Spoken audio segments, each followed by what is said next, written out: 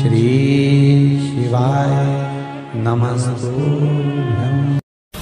और एक विश्वास के साथ आप लोगों से कहना चाहूंगा, जितने लोग आस्था पर कथा सुन रहे हो, जितने फेसबुक यूट्यूब पर सुन रहे हो, और जितने लोग मालेगांव की ये पवित्र भूमि पर बैठकर कथा सुन रहे हो, एक दिल से कहूं आप लोगों से, आप स्वीकार करिएगा, दुख की घड़ी में कोई आए चाहे ना आए, अगर आपने दिल से, कर्जा हो गया, समस्या विकट हो गई, तकलीफ बढ़ गई, दुख बढ़ गया, आप शंकर भगवान के मंदिर में जाकर, ये जरूरी नहीं है कि आप सीहोर आए या कहीं जाएं, आप तो आपके घर के पास में जो शिव मंदिर हो, उस मंदिर में एक लोटा जल चढ़ाना चालू कर दो, वो धीरे धीरे दुख काटना प्रारंभ कर दे, काटेगा दुख। बस जल चढ़ाने का एक नियम है शिव जी का। शंकर भगवान को जो जल चढ़ाया जाता है दुख काटने के लिए, तकलीफ काटने के लिए, कष्ट मिटाने के लिए, तो एक नियम है शंकर भगवान का जल चढ़ाने का जो नियम है। जैसे ये गौल जलाधारी है, यहां से पानी गिरता है, ये शिवलिंग है।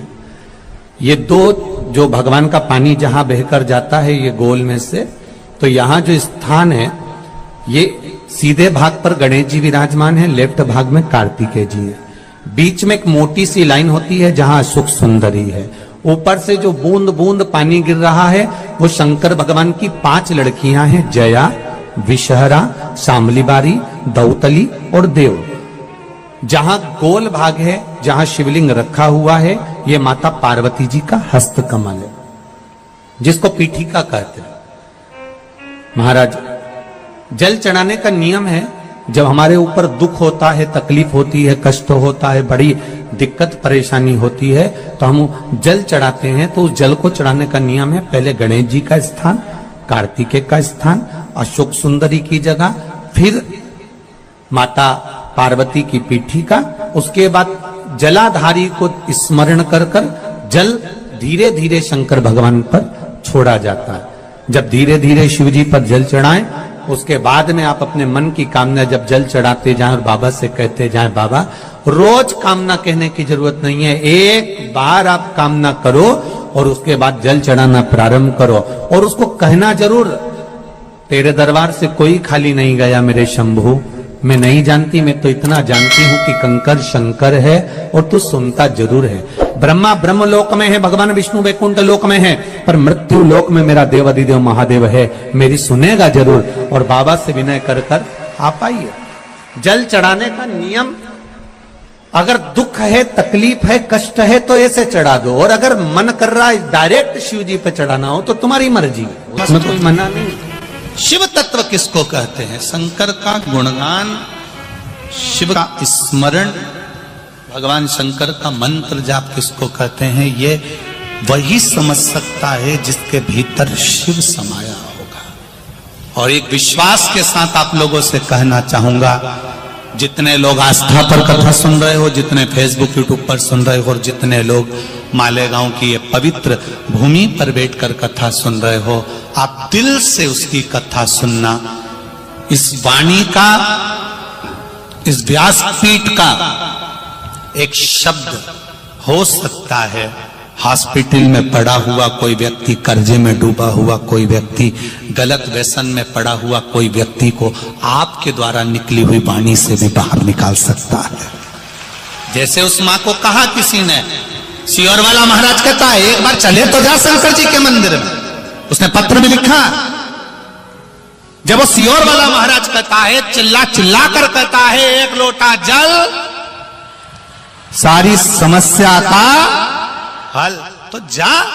7 साल में उस बच्चे की वाणी वापिस आ सकती है जो वाणी नहीं थी। जब वो वाणी मेरा महादेव दे सकता है, वो देखो उस माँ के चेहरे की खुशी, उस माँ के चेहरे की रौनकता, जिसका बेटा 7 साल बाद बोला हो, उसका आनंद देखिए कि कितना होगा, कितना आनंद होगा।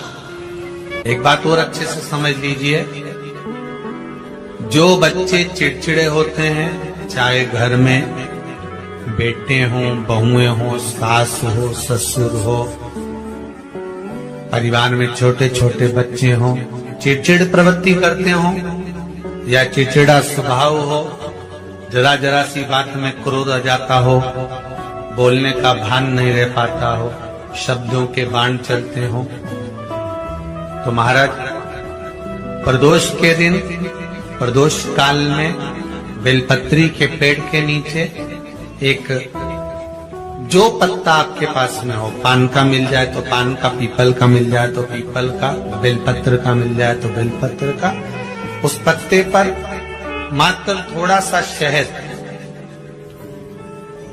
और 7 दाने चावल के रखकर घी का दिया लगा दो महाराज, और थोड़ा सा जल हाथ की अंजलि में लेकर भगवान देवाधिदेव महादेव का स्मरण कर कि इस बेलपत्री के वृक्ष के नीचे माता लक्ष्मी, पार्वती, सरस्वती विराजमान है। इसी बेलपत्री के पेड़ के नीचे मेरे देवाधिदेव महादेव का 12 ज्योतिर्लिंग का स्वरूप प्रकट है।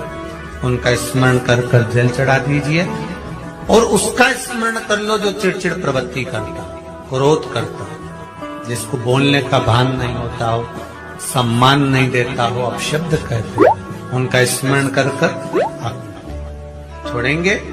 एकदम एक प्रदोष करेंगे, दूसरे प्रदोष तक तो आपको कोई दिक्कत ही नहीं। 2-3 प्रदोष कर देखिए, बाबा कृपा करें। 3 जगह पर अगर कोई बीमारी ऐसी हो गई कि वो समाप्त नहीं हो रही, बड़ी बड़ी तकलीफ, मतलब एक बार दवाई अगर चालू हो गई तो दवाई बंद ही नहीं हो रही है, तो उसके लिए आपको 3 जगह पर जल चढ़ाना प्रारंभ कर दो। मात्र 1 हफ्ते से ज्यादा चढ़ाना भी नहीं पड़ेगा। जैसे 1 हफ्ते आप टेबलेट लेते हो, गोली लेते हो, 1 हफ्ते चढ़ाना प्रारंभ कर दो। सबसे पहले बेलपत्री के पेड़ के नीचे क्या करना है, जल का पात्र लेना है, उसमें 2 दाने चावल के डालना, 2 दाने अक्षत के डालिए।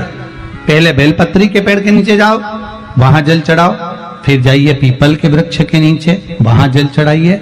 आखिरी में या तो शमी के नीचे या फिर आंवले के नीचे, इन दोनों में से कोई एक वृक्ष जिसके नीचे। पर 1 हफ्ते अगर आपने आंवले में चढ़ाया है तो आंवले में ही चढ़ाना, शमी में चढ़ाया है तो शमी में चढ़ाना है। ये बदल के मत चढ़ाना कि आज मैं शमी में चढ़ा देती हूँ, कल आंवले में चढ़ा दूंगी, ऐसा नहीं। शंकर भगवान पे चढ़ा हुआ जल जो बहकर जाता है उसको 3 जगह पर जरूर लगाना चाहिए। ध्यान से सुनिएगा। 9 ग्रह जो शरीर पर राहु, केतु, मंगल, बुध, शनि परेशान करते हैं, उसकी समाप्ति के लिए शिव पर चढ़ा हुआ जल नैनों पर, कंठ पर, मस्तिष्क पर, 3 जगह पर, जिसके प्रतिदिन शिव पर चढ़ा हुआ जल लगता है उसको कभी 9 ग्रह परेशान नहीं कर सकते।